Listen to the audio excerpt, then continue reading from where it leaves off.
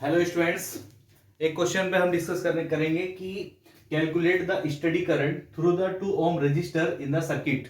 ये 2 ohm register है, इसमें कितना स्टडी करंट फ्लो हो रहा है we have to calculate. Steady current मतलब डीसी करंट की वो बात कर रहा है कि डीसी करंट कितना है। और देखिए यहां पर ये एक कैपेसिटर यहां पर कनेक्टेड है। क्या कनेक्टेड है? कैपेसिटर।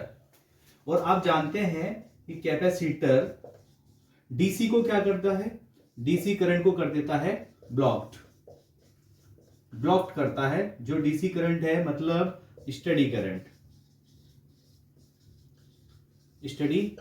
डेट मीन्स इस वाली ब्रांच में कोई करंट ही नहीं जाएगी। अगर मैं इनका नाम रख दूं सी और डी तो no current in C D branch, है ना। तो सी डी ब्रांच में कोई करंट फ्लो नहीं होगी। डेट मीन्स इस ब्रांच का हमें कोई मतलब नहीं है। ये कंसेप्ट हमें कहां से मिला? आंसर है स्टडी करंट से। क्लियर? अब मुझे इसमें कितना स्टडी करंट फ्लो हो रहा है वो निकालना है। तो सबसे पहले मैं इसमें टोटल इक्विवेलेंट रेजिस्टेंस निकाल सकता हूं। कितना है? तो फर्स्टली ये दोनों आपस में पैरेलल कॉम्बिनेशन में है, 2 ओम और 3 ओम। तो मैं अगर इनका पैरेलल कॉम्बिनेशन निकालता हूं तो ये हो जाएगा 2 इंटू 3/2 प्लस 3 6/5। ये कितना है इनका? 6/5। ठीक है। और ये ब्रांच, इस ब्रांच का कोई मतलब नहीं बचा, तो ये हो गया 6/5 और ये वाला भी इसी के साथ कनेक्टेड है 2.8। तो ये इसको हम इसी के साथ में ऐड कर लेते हैं। इसका मतलब है 6/5 का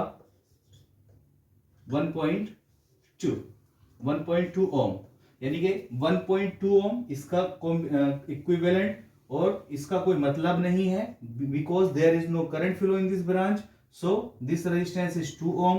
तो नेट इक्विवेलेंट रेजिस्टेंस कितना आ जाएगा? 1.2 ohm plus 2.8 Om which is 4 ओम। तो टोटल इक्विवेलेंट रेजिस्टेंस हमको कितना मिला? हमको मिला 4 ओम। अब मैं टोटल करंट निकाल सकता हूं। तो I is equal to V upon R equivalent. तो V कितना अपने पास? 6 वोल्ट। 6 अपॉन आर इक्विवेलेंट है अपने पास 4, यानी कि 3/2 एम्पियर। I कितना फ्लो हो रहा है?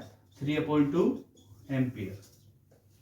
अगर 3/2 एम्पियर करंट फ्लो हो रहा है तो 3.2 एम्पियर करंट यहां पर भी फ्लो होगा। पूरी ब्रांच में कितना करंट फ्लो हो रहा है? 3/2 एम्पियर। ठीक है। अब ये जो इक्विवेलेंट था तो इसके अक्रॉस मुझे वोल्टेज निकालना है, इस कॉम्बिनेशन के अक्रॉस। और इस कॉम्बिनेशन का जो इक्विवेलेंट बन के आया वो कितना बन के आया था? 1.2। तो हम निकाल सकते हैं वोल्टेज अक्रॉस ए और B. V is equal to I into R A B. A B का जो इक्विवेलेंट था ये वाला, इसको हम ए बी लिख सकते हैं। कितना करंट फ्लो हो रहा है? 3/2। और ए बी के अक्रॉस कितना था वोल्टेज, वो रेजिस्टेंस? 1.2। ठीक है। 1.2 का मतलब हम क्या लिख सकते हैं? 6/5।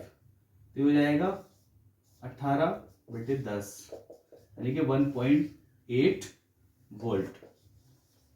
ठीक है। तो V ए बी हमको मिला 1.8 वोल्ट। अब पॉइंट ए और पॉइंट बी के बीच में 1.8 वोल्ट है, तो ये दोनों आपस में पैरेलल में कनेक्टेड है। तो इसके अक्रॉस भी कितना होगा? 1.8 वोल्ट। पैरेलल में पोटेंशियल डिफरेंस सेम रहता है। इसके अक्रॉस भी कितना होगा? 1.8 volt.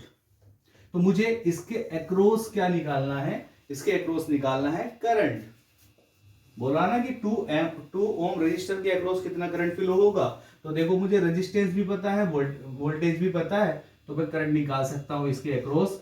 I is equal to V upon R। ठीक है। तो V कितना है अपने पास? V है 1.8 और R कितना है इसका? 2। इस पॉइंट को हटाओ, 0 बढ़ा लो। तो I इज इक्वल टू 9/10 और I is equal to 0.9 ampere. तो 0.9 ampere current flow through the 2 ohm resistors. Okay, thank you all of you.